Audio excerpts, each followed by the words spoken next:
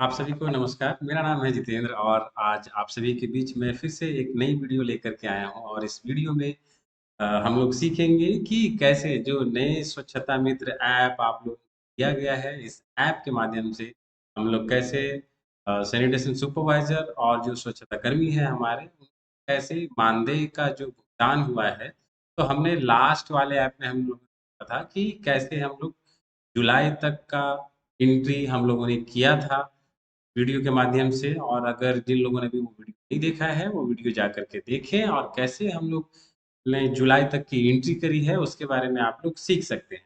और इस वीडियो में हम लोग सीखेंगे कि जुलाई के बाद मतलब अगस्त से जो भी मानदेय मिला है पंचायतों में, तो वो कैसे हम लोग एंट्री करेंगे, एक तो उसके बारे में है और जो दूसरा है डब्ल्यूपीओ फंक्शनैलिटी के बारे में। कि इन दोनों ही अ, जो चेंजेस हुए हैं इस ऐप के अंदर, उसके बारे में हम लोग सीखेंगे। तो फर्स्ट ऑफ ऑल एक तो मैं आग्रह करूंगा आप सभी से, जो लोग भी इस चैनल पे नए हैं, वो लोग प्लीज इसको जरूर से जरूर सब्सक्राइब करें ताकि आपको आने वाली नई वीडियो की नोटिफिकेशंस मिलते रहे और सबसे पहले आप तक ये वीडियो हमारी पहुंच सके। तो थैंक यू। तो मैं बिना देर किए हुए मैं आपको अपनी पीपीटी की ओर लेकर के चलता हूँ। ज़्यादा समय नहीं लूँगा आप लोगों का। तो ये है हमारी पीपीटी, जिसके माध्यम से हम लोग सीखेंगे कि कैसे डब्ल्यूपी फंक्शनैलिटी में जो चेंजेस आए हैं उसको कैसे हम लोग एंट्री करेंगे। और दूसरा, स्वच्छता जो सुपरवाइजर्स हैं और स्वच्छता कर्मी हैं हमारे, उनका कैसे मानदेय की एंट्री अगस्त से जो नहीं हो पा रही थी, वो नई वाली ऐप से हम लोग कैसे करेंगे। तो तो सबसे पहले तो ये लॉगिन का जो तरीका है वही है, कोई भी बदलाव नहीं है, वैसे ही है जैसे आप लोग अपने यूजर आईडी और पासवर्ड से करते थे। और इसमें क्या है कि अगर किन्हीं का अभी तक अगर लॉगिन नहीं हो पा रहे हैं, वो जिला या प्रखंड से जरूर संपर्क करें।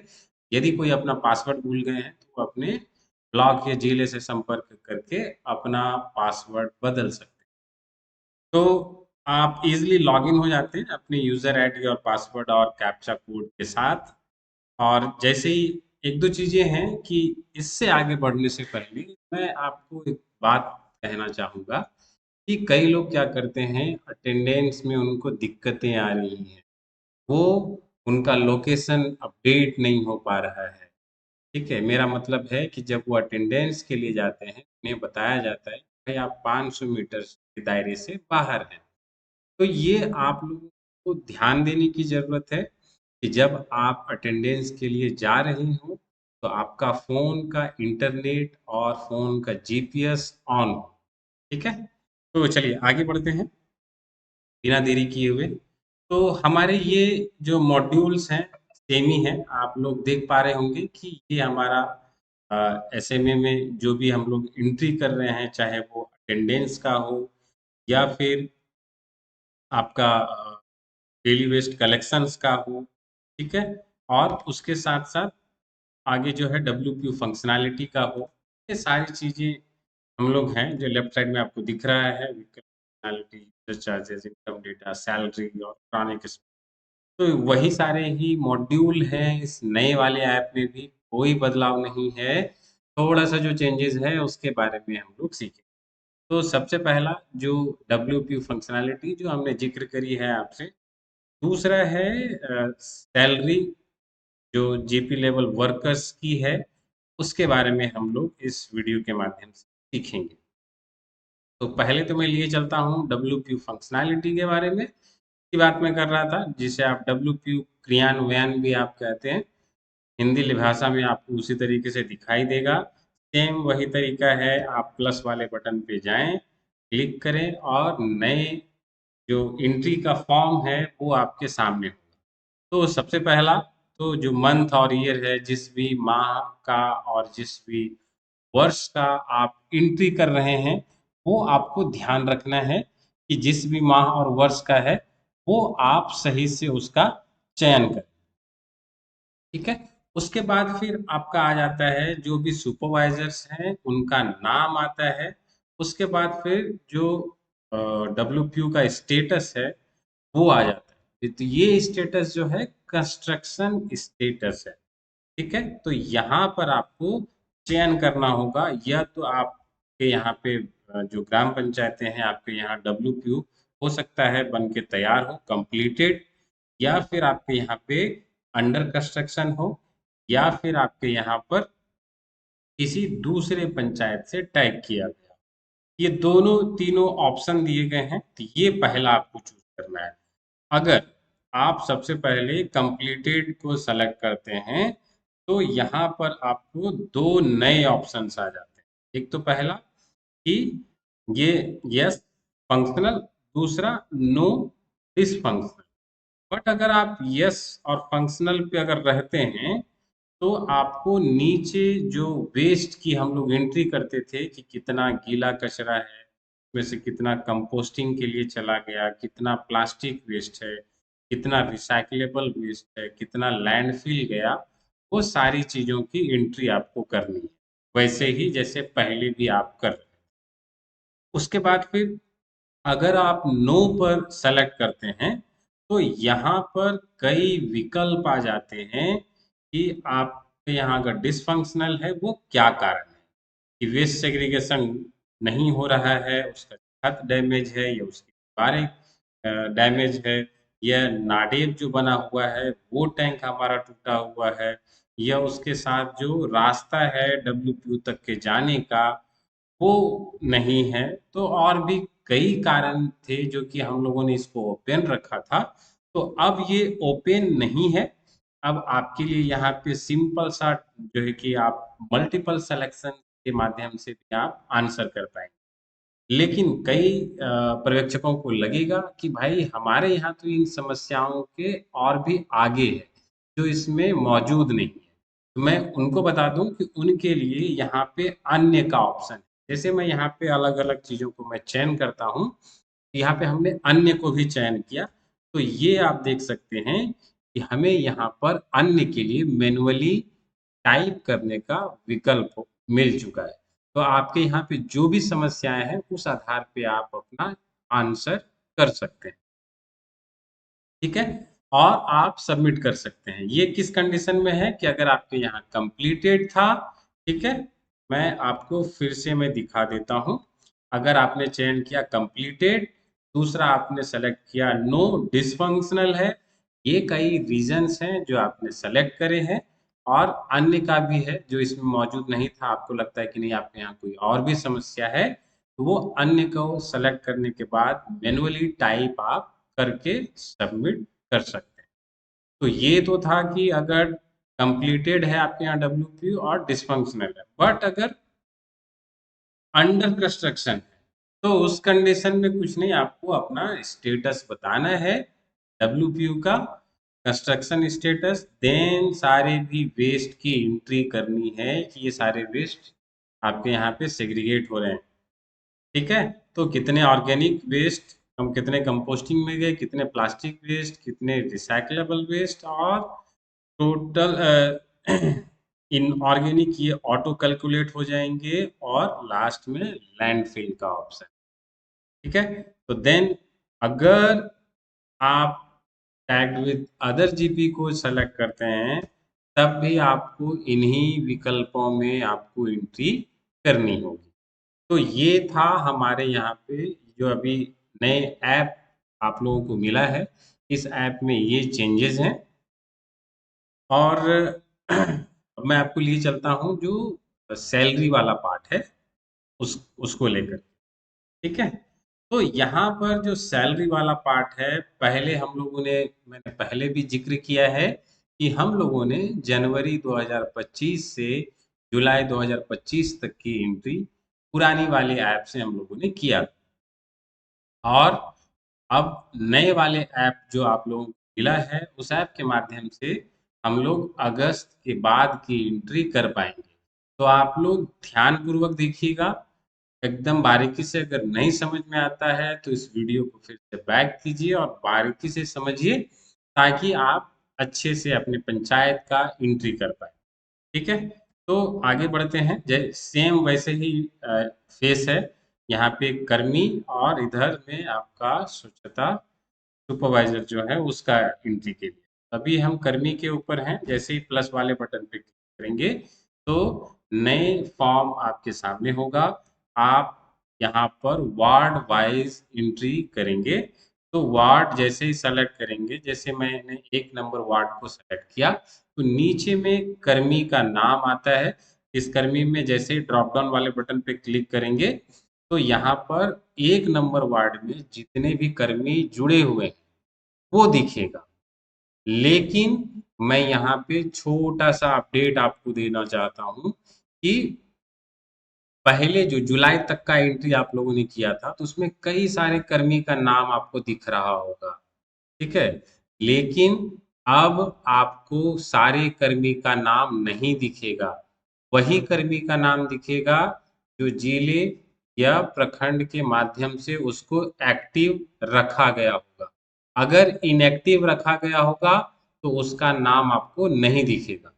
ठीक है, तो अगर किन्हीं का नाम नहीं दिख रहा है तो अपने तुरंत अपने प्रखंड या जिले से संपर्क करें और उनसे कहें कि हमारे इस नंबर 1 नंबर या 2 नंबर जिस भी वार्ड में है समस्या, उस वार्ड का नाम बताइए और कर्मी का नाम बताइए कि हमारे यहाँ पे पहले दिख रहा था, अभी नहीं दिख रहा है, तो उसका समाधान किया।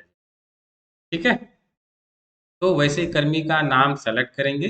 फिर यहाँ पे आता है मंथ और ईयर। तो यहाँ पे थोड़ा सा मैं पीछे लेके चलूंगा आपको कि जैसे ही आप सैलरी मंथ और ईयर को सेलेक्ट करते हैं, तो यहाँ पे अगर मान के चलिए हम 2025 में हमने जून सेलेक्ट किया। ठीक है, तो जून अगर सेलेक्ट करते हैं और ओके करते हैं तो यहाँ तो हमने सेलेक्ट कर लिया डेट।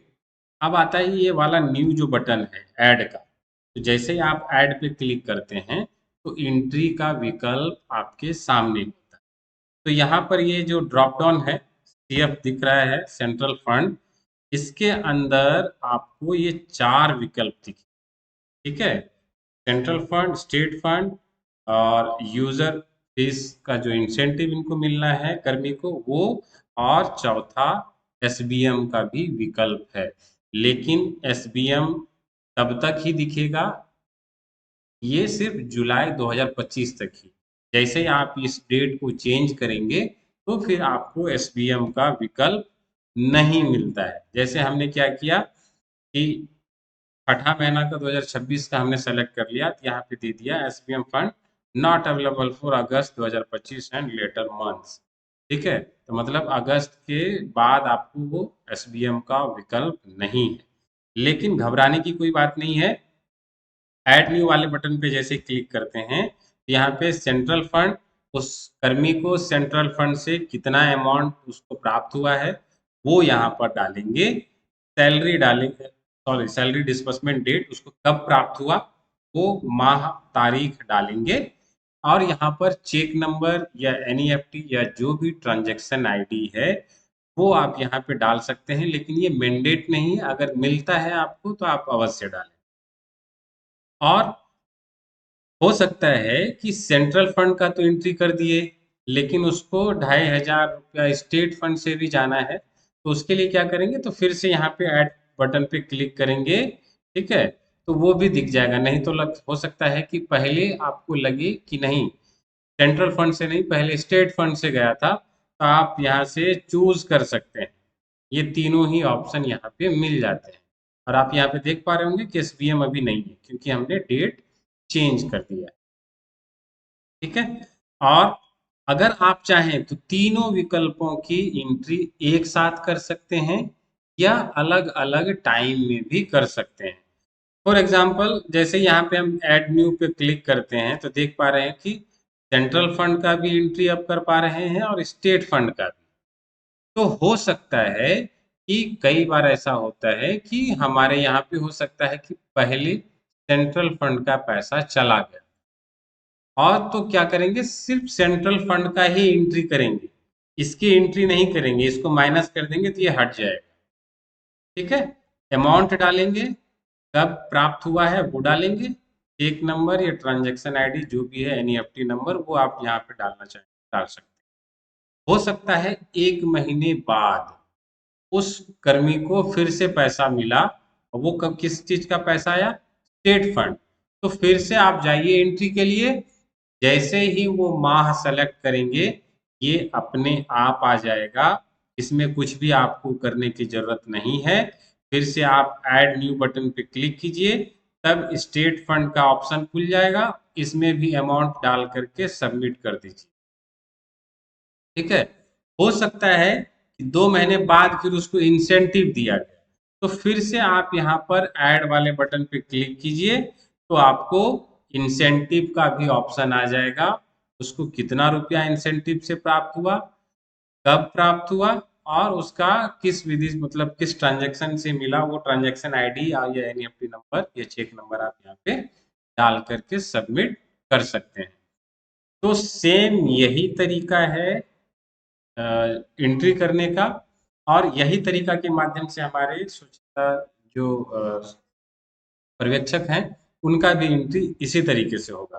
तो उस फॉर्म को भी मैं आपको दिखा देता हूँ, सेम वैसे ही यहाँ पर सैनिटेशन सुपरवाइजर है, और यहाँ पे जैसे ही आप प्लस वाले बटन पे जाते हैं तो आपको नया फॉर्म मिल जाता है, और आप यहाँ पर देख सकते हैं कि जैसे हमने जिस भी जिला और ब्लॉक और जो भी पंचायत है वो आ गया, और यहाँ पर सुपरवाइजर का नाम आ गया।